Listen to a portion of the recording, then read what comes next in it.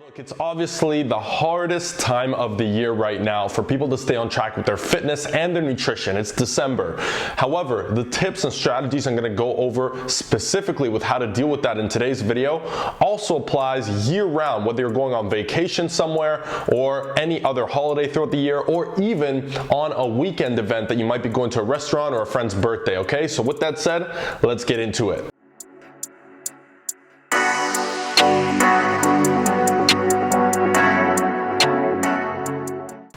What's good, YouTube? It's Coach John back again, repping the gains as always and beyond the iron. You know how it is. If you want fitness content on a weekly basis that's going to help you get to your goals faster and enjoy it more along the way, make sure you hit the subscribe button, hit the notification bell, and hit the like button right now. Also, I do want to mention that one-on-one free consultations are open right now for my coaching program. If you want to lose 15 to 30 pounds of fat in the next 12 weeks, or you're just looking to optimize your nutrition and your workouts to make sure that you see the results you want, you can go ahead and apply for my coaching program and book your call down in the description below. So we're gonna go ahead and break this down into different categories. We've got workouts, we've got keeping your metabolism high, nutrition, alcohol, and mindset. So let's go ahead and dive into workouts to get started. So the workout component when on vacation or on holidays, very important that you make a pact with yourself to stick to a certain amount of workouts per week, no matter what. The reason I say no matter what is because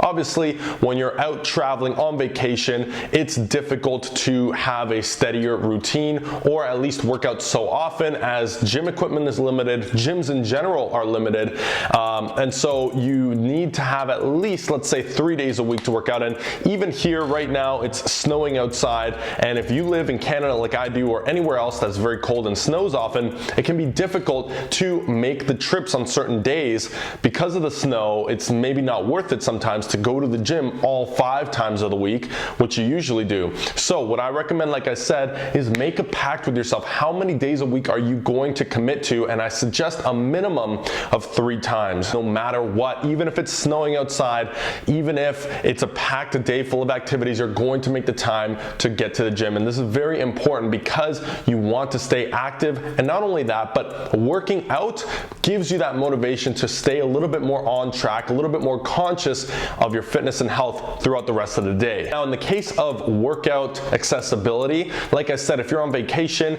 you might only have a very tiny gym with no access to other equipment anywhere around you, or you need to work it at home because maybe there's a massive snowstorm and you need to get that 3rd day in the week because you made yourself that promise. That's fine. Do the workout at home. Even if you have no equipment or limited equipment, the goal here is choose compound basic exercises, whether it's body weight or with the equipment available to you. And the goal here is to just move and make it as intense as you can, okay? Look, we're obviously not looking at some of these workouts in these particular cases to be maximum muscle growth style workouts where you're trying to progress from last week to this week, but more so just, again, movement and making sure that you stay high with intensity, you keep the heart rate up, and you just jack your metabolism up, you stimulate the muscles, and that way you'll have more energy to enjoy the rest of your day. And like I mentioned before, you'll be a lot more conscious about staying a little bit better with your nutrition. Trust me, I cannot emphasize enough how the workout must be there. I don't care if you're going on vacation, make time to work out, because if you don't, you could start to get back into a very sedentary lifestyle, as it's easy to fall back into that. So be wary of that. Second category, keeping the metabolism high throughout your holiday season, throughout your vacation, throughout the weekend, whatever it is very simple. You need to just stay more active throughout the day, and that may be stuff like getting your 10,000 steps in regardless, which if it's snowing, that's fine. You can go for a walk out in the snow, which is very calming, very peaceful. It can also be very fun. You can go to the condo gym and go on the treadmill for a walk instead if you don't want to go outside. You can just find ways to be active. Take your dog out, play with your kids, make sure that you make some sort of pact. Notice it's about really making a plan in order for you to stay active throughout this period of time, okay? So again, on vacation, that could mean getting up a little bit earlier and going for a walk or a jog on the beach, or, you know, doing activities throughout the day, touristy type stuff that has you walking around a lot. That's going to keep your metabolism high, and it's gonna keep your hunger curbed. Okay, talking about nutrition, obviously the toughest one here, so I'm gonna give you some strategies when it comes to this. So when it comes to tracking calories and macros, we all know what a big proponent I am of this. However, I don't think that it's necessary, or that in many cases you should be trying to track and get obsessive over the numbers when you're trying to enjoy yourself out at an event, a family dinner, you know, Christmas dinner, Thanksgiving, or whatever the case may be on vacation. You should not be obsessing over it, as that starts to take away from your quality of life and enjoyment of the event. So one thing I definitely recommend doing is leveraging intermittent fasting. So essentially what this means is you want to just delay your eating window and make it smaller. So instead of waking up and eating breakfast at the buffet early at 9 or 10 a.m., you wait until about 1:30 p.m. maybe 2 p.m. to have your first meal. That alone, coupled with exercising and staying active throughout the day, is going to actually make it difficult for you to overeat in massive quantities, which is very good. It helps to control your appetite and your hunger, which goes a very long way, especially if you're not tracking your macros or your calories. Now, on top of that intermittent fasting, now you've got a smaller window of time to eat, but let's say you know that the big meal of the day, or maybe you decided to make the big meal of the day your dinner, or you've got the Christmas dinner coming up, or whatever meal that you know is going to be the biggest that you want to indulge in to enjoy yourself. Make sure that you're kind of saving calories for that meal, right? So one very good tip to do this is make sure you're drinking water throughout the entire day and with your meals. In other words, try to avoid calorie-filled drinks at all, okay? If you want to enjoy food, food is a lot more enjoyable than certain drinks. Avoid the Cokes, avoid the juices, all that stuff. Just replace it with water, and you'll be surprised what a long way it goes to, one, keeping you full, keeping you hydrated, which will lower cravings and hunger, and just making sure that you stay a little bit more health conscious. Also, it gives you more calories to put towards the food that you want to enjoy instead in that specific meal. And another tip here would be to make sure that whatever appetizers you have, make them nutrient dense. This means like a salad, for example, without too much high calorie dressings or anything like this, because by starting off with a very high volume foods, very nutrient dense foods, you're going to obviously fill your stomach up quite a bit before you can go off and just go crazy on the buffet. Now you can get different portions of different dishes that you want, and I'm not just going to assume that everybody's got a buffet to go to, but you know, whatever dinner you're at, or Christmas dinner where you've got all these different things you can choose from, you'll be able to indulge in all of them, but your portion is going to be a lot smaller, just by the very nature of the fact that you're going to get stuffed a lot sooner.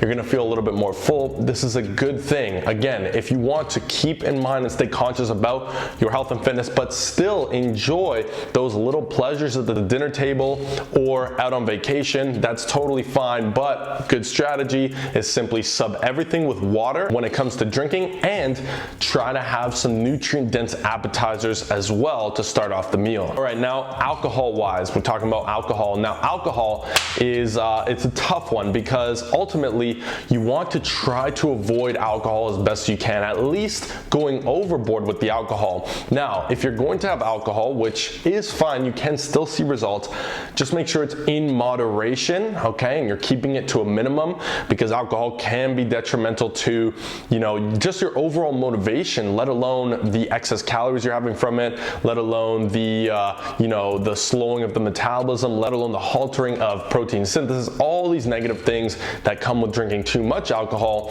What you want to do is stick to smaller amounts, smaller quantities of alcohol on your trip, you know, at the Christmas dinner, and do your best to avoid the high calorie alcoholic beverages like beer and all these types of sugary alcoholic drinks as well. Make it closer to hard liquor drinks if possible, and you know, gin and tonic, for example, rum on the rocks, whatever, right? Whiskey, that type of stuff, gonna have a lot less calories, and you'll feel kind of the same effect as you would as having 1 or 2 beers, let's say, but with a fraction of the calories.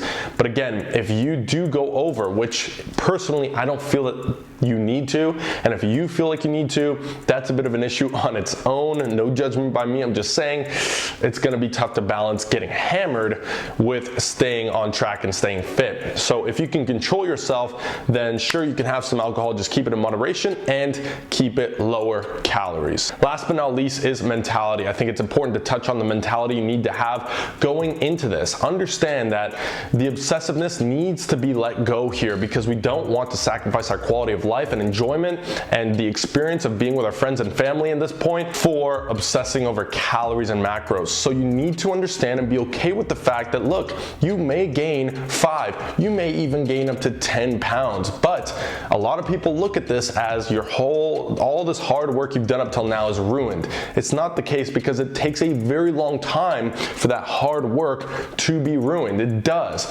However, this weight gain that you have is only temporary and can be gotten rid of very quickly. It is almost always going to be water weight when gained in a short amount of time, and all you have to do is simply get back on track to where you were before this happened, and your body will adjust extremely quick. You're gonna find that you fall right back on track to where you left off before in a very short period of time, maximum 1 week. So again, this attachment to the numbers and this, anxiety or depression or whatever you want to call it because of gaining some weight, which is essentially inevitable in scenarios like the ones we're describing here, or the one you may about to be going into, it just shows that you are probably stuck in a shorter term mindset and you don't understand the fact that this is a long-term gain. 2 weeks of your life is not going to make a difference so long as you get back on track and you're moving towards the goal like you were before.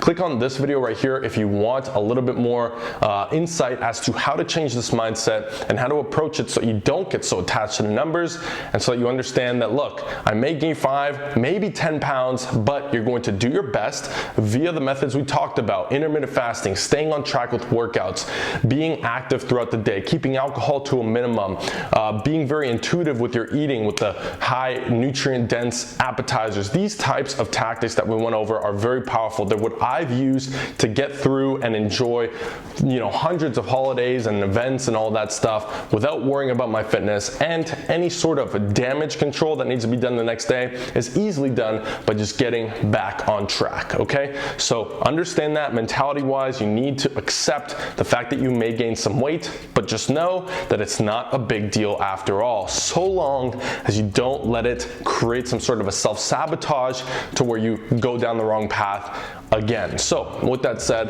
I hope you enjoyed this video. Don't forget to apply for coaching if you are somebody who needs help, especially at this time of year. Click the link in the description below, and thanks for watching as always. I hope you liked it. If so, hit the like button. If you haven't yet, share it with your friends or any family members that needs to see this.